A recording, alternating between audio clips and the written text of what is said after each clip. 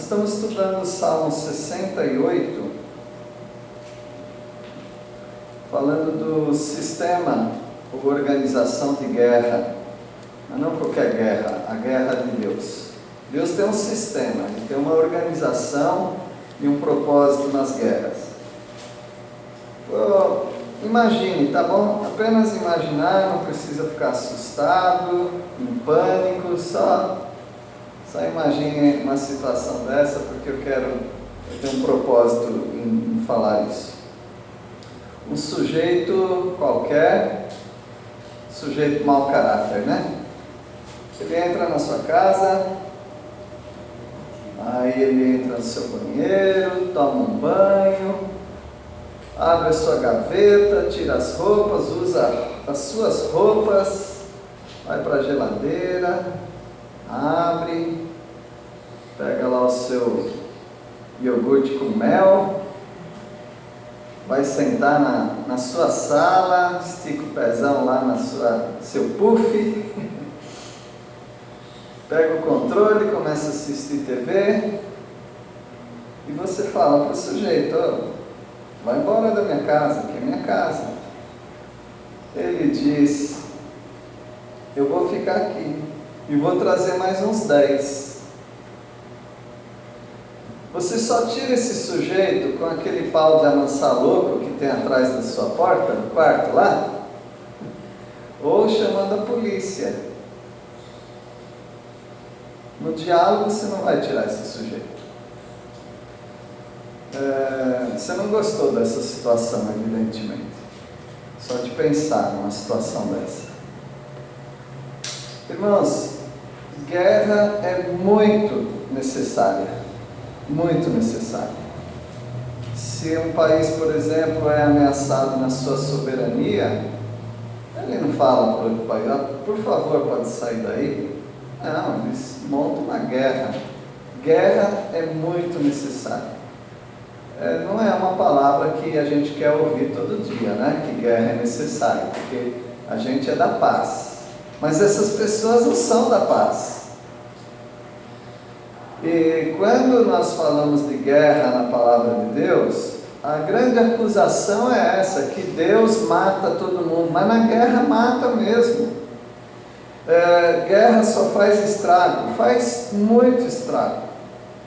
A guerra quase nunca é para resolver para aquela geração, mas é para a próxima geração.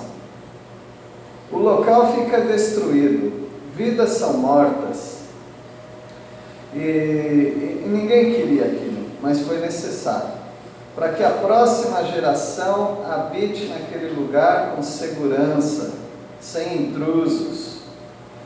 Na palavra de Deus, as guerras, elas tinham um propósito divino.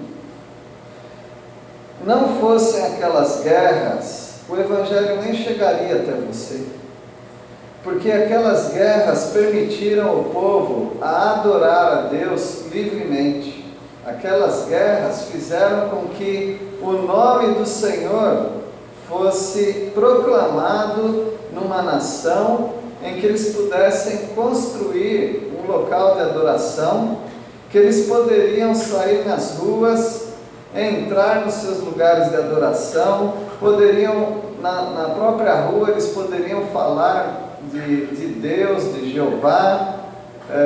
Esses salmos lindos que nós temos só foram possíveis por causa de guerras.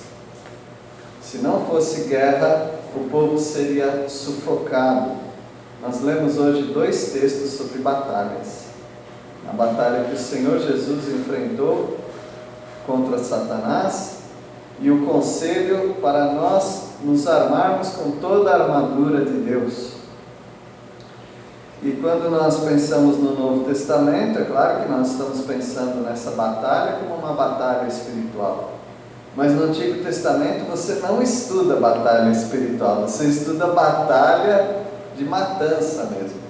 Por isso, se você não tem essa compreensão da importância de tirar aquele sujeito da sua casa, você não consegue ler o Salmo 68 em paz.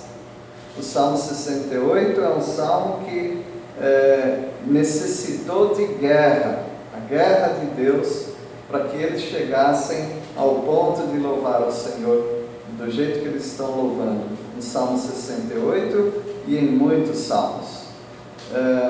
O sistema de guerra de Deus, ele tem por objetivo a destruição dos inimigos e a alegria do povo de Deus. Sem essa destruição, o povo de Deus nunca ia ficar alegre. Esse sistema também é um sistema de desbaratar, de destruir e mandar embora os inimigos para que os justos se ajuntem. O ajuntamento dos justos só era possível se tirasse os inimigos dali. Davi entendeu muito bem. Não dava para viver naquela humilhação daquele gigante, o filisteu, Golias, ridicularizando o povo de Deus toda vez, todos os encontros, ele estava ali provocando e humilhando o povo. Davi entendeu, isso aqui não está certo, nós temos que destruir esse homem. Destruindo aquele homem, o povo se acalmou, os filisteus se acalmaram. Tanto é que Davi teve como lar, durante muito tempo, os filisteus. Os filisteus deram acolhida para Davi. E também esse sistema de guerra de Deus, ele termina sempre com festa e com cortejos, sempre alegria. Mas que maldade falar assim, e as pessoas coitadas, né? As pessoas que são vítimas da maldade, da guerra, elas têm tempo de se arrepender. Deus sempre dá tempo para que elas se arrependam e que elas passem para o lado certo da guerra. E no versículo 24 em diante, porque nós chegamos aqui, nós vamos ver que o objetivo do Senhor daquelas guerras tão cruentas era este: trazer festa, regozijo e também um cortejo. O cortejo é aquela caminhada, a peregrinação do povo louvando ao Senhor. Vamos ver o versículo 24, alguém pode ler? Viu o Senhor Deus o teu cortejo, o cortejo do meu Deus, do meu rei, do meu santuário. Então o salmista está louvando porque viu-se esse cortejo. Não seria possível esse cortejo. Talvez, se não houvesse a guerra, o cortejo que teria era o povo todo acorrentado, indo para o cativeiro, e o povo triste, mas agora eles viram a alegria do povo vencedor, o povo que pelejou a batalha do Senhor. Versículo 25. Os cantadores iam adiante, atrás, os tocadores de instrumento de corda, em meio às donzelas com a luz.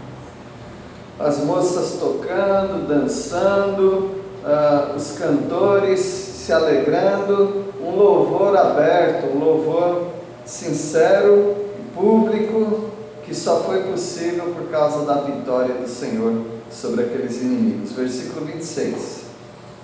Louvem a Deus todos vocês, louvem o Senhor, a fonte de vida de Israel. Israel não morreu, Deus protegeu a nação e agora eles têm que louvar ao Senhor. O que Deus fez em favor deles? Os abençoou nas guerras. Versículo 27. Vejam, à frente vai a pequena tribo de Benjamim, logo atrás vem a grande multidão de governantes de Judá, e todos os governantes de Zebulon e Naftali. Uma comitiva, um cortejo, uma passeata, todos alegres, louvando ao Senhor. Versículo 28. Reúne, ó Deus, a tua força, força divina que usaste a nosso favor. A força de Deus sempre esteve com o povo e eles estão louvando porque a força do Senhor foi usada a favor do povo de Israel. Sempre foi assim com o povo de Israel e é assim conosco também. A cruz foi uma guerra contra os principados. Nós lemos os principados e potestades, os demônios. Os demônios foram derrotados. Houve uma grande festa por causa da crucificação do Senhor Jesus. Versículo 29. Oriunda do teu templo em Jerusalém, os reis te oferecerão presentes. Oriunda quer dizer a origem dessa força, da onde vem? Do templo. Sem o templo o povo é fraco. Então Deus deu a liberdade para eles, deu para eles o local de adoração, e é ali que os reis levam as oferendas, as ofertas, louvando ao Senhor. Então o povo de Israel sem o templo é um povo fraco. O povo de Israel sem um território é um povo fraco. Por isso então o nosso Deus deu essa alegria para eles. Versículo 30. Reprime a fera dos canaviais, a multidão dos fortes como touros, e dos povos como novilhos. Então, Calcai aos pés os que cobiçam barras de prata, dispersa os povos que se comprazem na guerra. Ele não está falando dos coiotes, dos lobos, ele está falando dos exércitos inimigos. Reprime a fera dos canaviais, ou seja, os inimigos, aqueles que vêm. A nação de Israel já teve várias investidas. Os moabitas, os filisteus e os outros povos, né? Os hititas, todos aqueles que moravam em Canaã. Então todos esses foram inimigos deles, mas o Senhor venceu a esses fortes, essa multidão. Eles eram como touros valentes, e Deus dispersou esses povos. Eles tinham prazer na guerra. O prazer deles era destruir o povo de Deus, mas Deus é vitorioso. Para que serve um salmo desse, afinal de contas? Esse salmo serve para exaltar o poder de Deus, e esse é um salmo também que os comentaristas dizem que ele está sempre exaltando a arca de Deus. Por onde a arca passava, eles iam cantando esses louvores, até que essa arca chegasse no lugar onde deveria estar, que era Jerusalém. Versículo 31. Príncipes vêm do Egito, a Etiópia corre a estender mãos cheias para Deus. Por que eles fazem isso? Porque eles têm medo. Eles têm medo de Israel, que por ser abençoada vence todas as guerras, e os egípcios, os etíopes, eles vêm estender as mãos para louvar a Deus, para trazer as oferendas também, e é assim que vai acontecer no reino de Cristo Jesus. Hoje, meus irmãos, nós estamos vendo muitos ou alguns países que acham que são fortes, mas um dia eles estarão debaixo do poder do Senhor Jesus. Eles vão ter que levar, os representantes, né? Vão ter que levar oferendas no templo que haverá em Jerusalém. Versículo 32. Reinos da terra, cantai a Deus, salmodiai ao Senhor. Um profeta diz que uma vez por ano eles vão ter que louvar ao Senhor, lá em Jerusalém. E é lá onde o Rei dos Reis estará, que é o Messias de Israel, Jesus Cristo. Versículo 33. Aquele que em cima os céus da antiguidade, eis que ele faz ouvir a sua voz poderosa. É aquele que colocou os céus lá em cima, é aquele que exaltou os céus, é aquele que trouxe a voz dele poderosa. A voz de Deus já apareceu várias vezes no mundo. Eu nunca ouvi a voz de Deus, tá bom? Mas outras pessoas ouviram a voz de Deus. Quando Jesus estava na terra, a voz de Deus apareceu pelo menos 3 vezes, falando para as pessoas. E no Antigo Testamento, a voz de Deus apareceu também algumas vezes. Porque Deus quer deixar bem claro, Ele é o Senhor de toda a terra. Ele é o vencedor. Versículo 34. Anunciem a todos o poder de Deus, sua majestade está sobre Israel, sua força é poderosa nos céus. O poder de Deus não está só na terra, não está só em Israel. O poder de Deus está no planeta todo e até fora do planeta, no espaço sideral. Esse salmo é uma grande exaltação ao Senhor. Às vezes nós, por termos esse problema que já foi tão bombardeado na nossa cabeça, né? Não, você tem que ter a paz a todo custo. Não existe paz a todo custo, né? Eu não vou abrir mão daquilo que eu creio, você também não. E o Senhor Jesus não vai abrir mão do poder que Ele tem e o domínio que Ele tem sobre a terra. Então é melhor nós prepararmos nossa mente, porque quando o Senhor Jesus vier, Ele vai esmiuçar, Ele vai esmagar todos os povos. Não vai haver mais povos rebeldes contra Deus. Versículo 35. Deus é terrível em seu santuário, o Deus de Israel dá poder e força a seu povo.